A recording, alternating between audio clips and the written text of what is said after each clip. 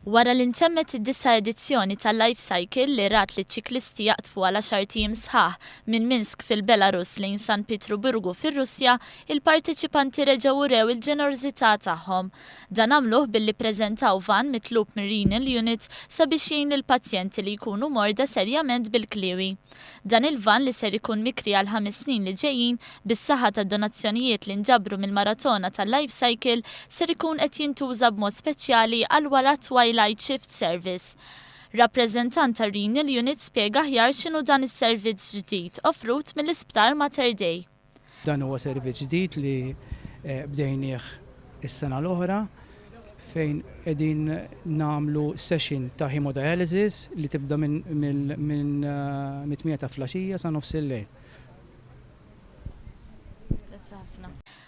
Preżenti għal din ir-rappreżentazzjoni kien hemm il-Ministru tas-Saħħa Godfrey Farrugia li qal li Life Cycle qed jgħinu biex il-pazjenti jkunu jistgħu jmorru lura lejn darhom wara t-trattament.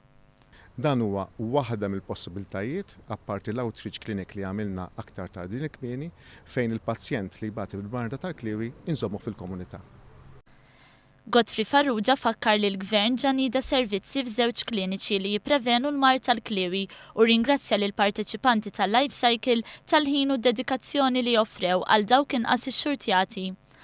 Għaldaqstant permezz ta' dan il-vann il-ħajja ta' dawk il-pazjenti li jingħataw il-kura l-mard tal-kliwi matul il-lejl ser issir aktar faċli.